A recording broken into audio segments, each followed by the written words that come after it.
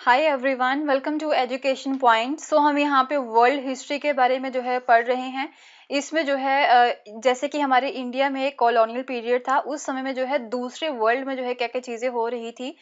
जैसे कि हमने जो है फ्रेंच रेवोल्यूशन के बारे में पढ़ा है, रशियन रेवोल्यूशन के बारे में भी जो है हम यहाँ पे पढ़ चुके हैं। After that we had seen the situation in Germany, right. Germany की सिचुएशन यहाँ पे वर्ल्ड वॉर 1 या फिर वर्ल्ड वॉर 2 में जो है क्या रहती है, उसके बारे में हमने यहाँ पे पढ़ा था, right? And in our previous two videos we had started the chapter number 4 of the class 9th NCERT history, and उसमें हम जो है जैसे कि फॉरेस्ट पीपल की क्या सिचुएशन यहाँ पे रहती है, क्योंकि काफ़ी ज़्यादा फॉरेस्ट जो है उसकी डिमांड यहाँ पे बढ़ जाती है ब्रिटिशर्स के पीरियड में। एंड जो फॉरेस्ट हमने काटा जा रहा था, मीन जो वुड है, राइट, उसे यहाँ पे काटा जा रहा था यहाँ पे यूरोप में कई लोगों की डिमांड्स को फुलफिल करने के लिए।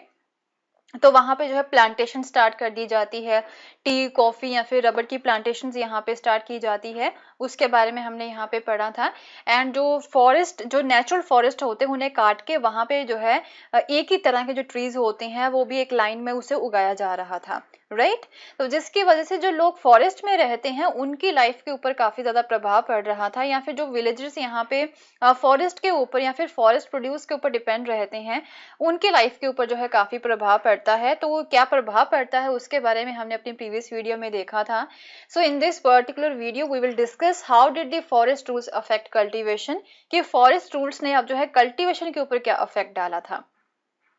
क्योंकि हम यहाँ पे देखते हैं कि जो फॉरेस्ट के जो लोग थे, मीन जो फॉरेस्ट में यहाँ पे रहते हैं, वो शिफ्टिंग कल्टीवेशन को जो है वो एक तरह से उसका जो है वो प्रोसेस करते थे। शिफ्टिंग कल्टीवेशन जो है वो यहाँ पे किया करते थे।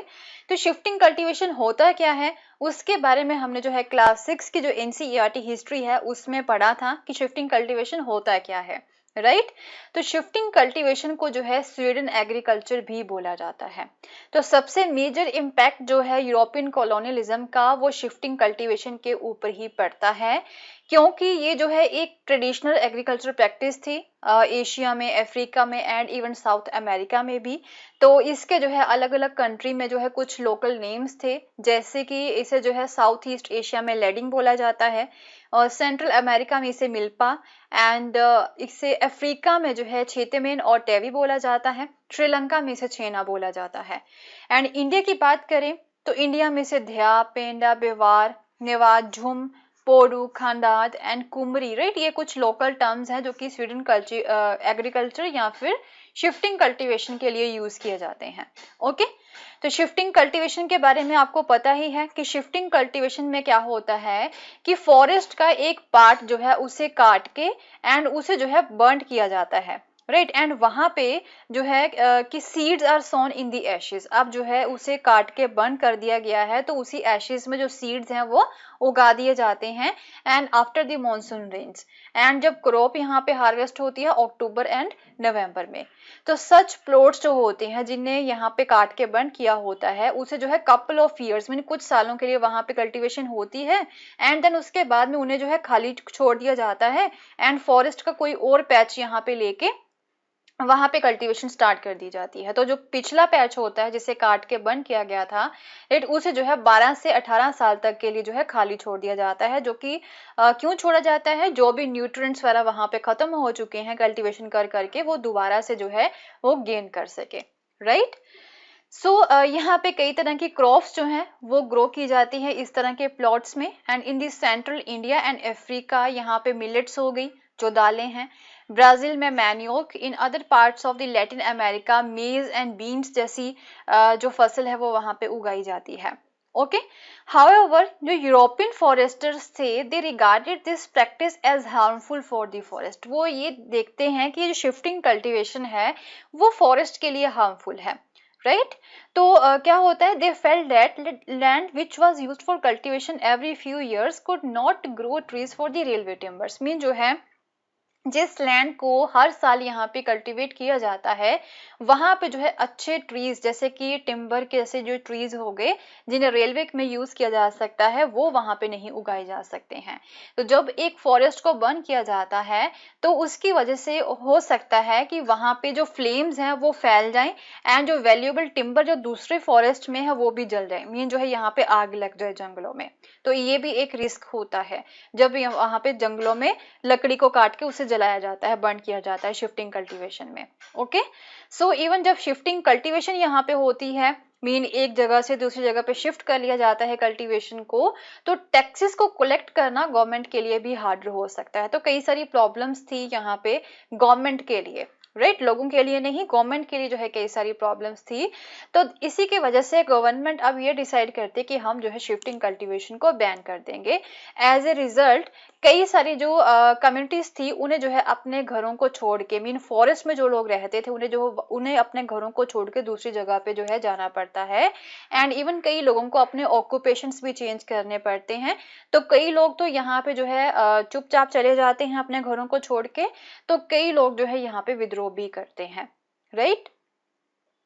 उसके बाद में यहाँ पे हंटिंग भी काफी ज्यादा होती थी। आप जो है ये हंटिंग किस पर्सन को अलाउ की गई थी ब्रिटिशर्स के अंडर वो देखते हैं। सो ऑब्वियसली ये जो न्यू फॉरेस्ट लॉज बनाए गए थे इसकी वजह से क्या होता है कि जो फॉरेस्ट ड्वेलर्स थे उनकी जो लाइफ है वो यहाँ पे चेंज हो गई थी in yet another way.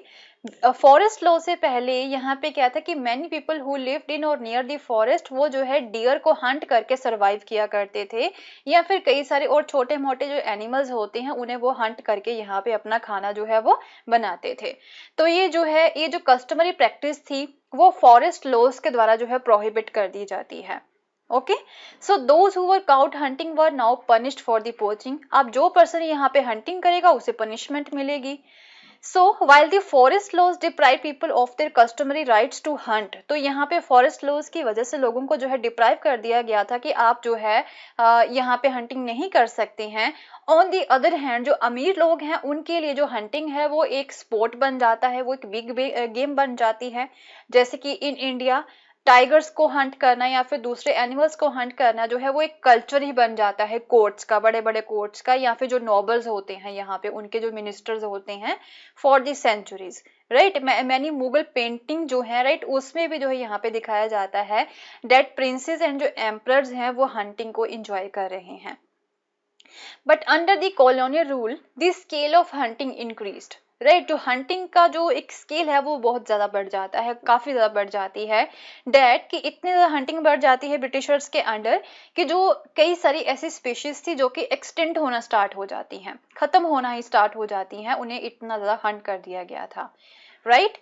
So the British so the large animals, जो बड़े बड़े एनिमल्स थे ब्रिटिशर्स जो है उन्हें देखते थे कि वो एक वाइल्ड, राइट, जो वाइल्ड एनिमल्स होते हैं वो एक साइन है वाइल्डनेस का and primitive and savage society का, right. So they believe that कि इतने बड़े बड़े एनिमल्स को मार के हम जो है इंडिया को सिविलाइज कर रहे हैं।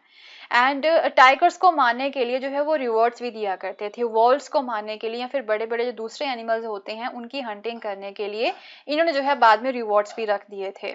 Okay, so over 80,000 tigers, 1,50,000 leopards and 2 lakh walls जो हैं उन्हें यहाँ पे मार दिया गया था, killed for reward in the period 1875 से 1925 के बीच में।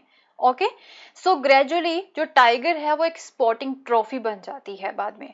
तो महाराजा थे यहाँ पे सरगुजा के, उन्होंने अकेले ने ही जो है 1157 टाइगर्स जो है उन्हें मार दिया था, 2000 लेपर्ड्स जो है उन्हें यहाँ पे मार दिया था 1957 तक। तो एक ब्रिटिश एडमिनिस्ट्रेटर भी हैं जॉर्ज ह्यूल, उन्होंने अराउंड अकेले ने ही जो है 400 टाइगर्स को मारा था।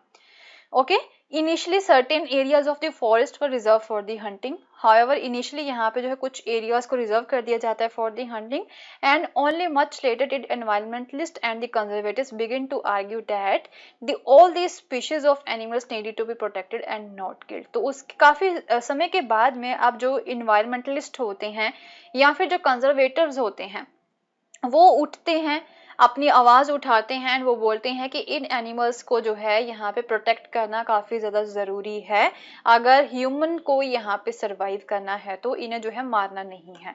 ओके, सो देन नए ट्रेड्स जो है ऑब्वियसली अब जो फॉरेस्टर्स हैं राइट, जो फॉरेस्ट में लोग रहते हैं वो जो है अपने घरों को छोड़ के जा चुके हैं, तो ऑब्वियसली वो नए ऑक्यूपेशंस को जो है यहाँ पे अपनाएंगे, नई एम्प्लॉयमेंट्स भी होती हैं, नई सर्विसेज भी यहाँ पे स्टार्ट होती हैं।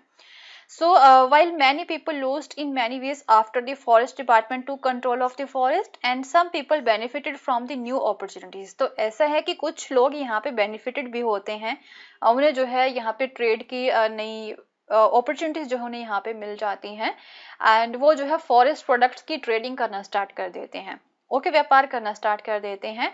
तो India and across the world जो है ये काम स्टार्ट हो जाता है। सो फॉर एग्जाम्पल जब यहाँ पे रबड़ की डिमांड जो है वो यहाँ पे बढ़ गई थी मिड 19th सेंचुरी में, सो द मुंडरुक्कू पीपल जो थे यहाँ पे ब्राजीलियन अमेज़न जंगल के, right, who lived in the villages on high ground and cultivated the manioc began to collect latex from the wild rubber trees for supplying to traders। तो वो क्या करते हैं कि रबर ट्री से जो लेटेक्स होती है राइट, जिससे रबर बनती है, वो कलेक्ट करना स्टार्ट कर देते हैं एंड उसे जो है ट्रेडर्स को सप्लाई करना स्टार्ट कर देते हैं। Gradually they decided to live in the trading post and became completely depend on the traders. तो उसके बाद में जो है वो इसी व्यापार में ही पड़ जाते हैं एंड खुद भी ट्रेडर्स बन जाते हैं, या फिर कई लोग जो है वो ट्रेडर्स के ऊपर डिपेंड हो जाते हैं, उन्हें जो है सप्लाई करना स्टार्ट कर देते हैं ये जो रॉ मटेरियल होता है रबर बनाने के लिए। ओके, सो इन इंडिया जो ट्रेड है फॉरेस्ट प्रोडक्ट्स में वो नया नहीं था। From the medieval period onwards we have records of the Adivasi communities जो कि एलिफेंट्स की या फिर कुछ और जो चीजें होती हैं राइट, लाइक हाइड्स हो गए, हॉर्न्स हो गए, silk cocoons, ivory, bamboo species, fibre, gums and resins हो गए, राइट, वो जो है यहाँ पे बेचा करते थे through the nomadic communities, like जो बंजारास हो गए वो इन चीजों को बेचा करते थे। मिडिवल पीरियड से जो है ये सारी चीजें हो रही थी। सो हाउएवर जब यहाँ पे ब्रिटिशर्स आ जाते हैं तो उस समय में जो व्यापार है उसे टोटली रेगुलेट कर दिया जाता है बाय द गवर्नमेंट, वहां पे रूल्स एंड रेगुलेशंस बन जाते हैं। So the British government give many large European trading firms the sole right to trade in the forest products of particular areas. Okay, तो ब्रिटिश गवर्नमेंट क्या करती है कि कई सारी बड़ी बड़ी यूरोपियन ट्रेडिंग फर्म्स होती हैं उन्हें ही हक दे देती हैं कि वो इंडिया में आके फॉरेस्ट प्रोडक्ट्स में जो है वो ट्रेड कर सकती हैं, राइट। तो ग्रेजिंग एंड हंटिंग जो होती है लोकल पीपल की वो रिस्ट्रिक्ट कर दी जाती है, यूरोपियन ट्रेडिंग फर्म्स को यहाँ पे बोल दिया जाता है कि आप व्यापार कर सकते हैं। सो इन दिस प्रोसेस कई सारे जो पेस्टरलिस्ट होते हैं, जो नोमैडिक कम्युनिटीज लाइक कोरावा, कराशा एंड येरुकला जो कि मद्रास प्रेसिडेंसी से बिलोंग करती थी, उन्हें वो जो है अपने लाइवलीहुड्स को भी लॉस्ट कर देते हैं। Okay, some of them began to be called criminal types. तो इस तरह की ट्राइब्स को जो है क्रिमिनल ट्राइब्स भी जो है बोला जाने लगा था, एंड उन्हें जो है फोर्स किया जाता था कि आपको जो है फैक्ट्रीज में काम करना है, माइंस में या फिर प्लांटेशंस में काम करना है, वो भी गवर्नमेंट सुपरविजन के अंडर। सो अब यहाँ पे ऑब्वियसली नई अपॉर्चुनिटीज तो काम की उन्हें मिली थी, फैक्ट्रीज में या फिर हम प्लांटेशंस में जो है उन्होंने काम करना तो स्टार्ट कर दिया था, बट इसका मतलब नहीं है कि उनका जो वेल बीइंग है लोगों का वो इम्प्रूव हुआ था। तो असम में मेन एंड वुमेन जो कि फॉरेस्ट कम्युनिटी से बिलोंग करते थे, लाइक सांथाल्स हो गए, ओरान्स हो गए जो कि झारखंड से बिलोंग करते थे, एंड गोंड्स हो गए फ्रॉम दी छत्तीसगढ़, जो है उन्हें टी प्लांटेशंस में रिक्रूट किया गया था। हाउएवर उनके जो वेजेस थे वो काफी कम रखे गए थे, एंड जिस कंडीशन में वो काम किया करते थे वो काफी बैड कंडीशंस हुआ करती थी, एंड वो जो है they could not return easily to their home villages from where they had been recruited. तो जो है इजीली अपने घर वापस भी नहीं जा सकते थे, जैसे बंधुआ मजदूर होते हैं राइट, वैसे ही उन्हें यहाँ पे बना दिया गया था, राइट। सो कुछ और चीजों के बारे में यहाँ पे पढ़ेंगे अपनी नेक्स्ट वीडियो में, एंड अगर आपको मेरा कोर्स पसंद आया तो इसे शेयर करना ना भूलें। Thank you so much, have a nice day, bye bye.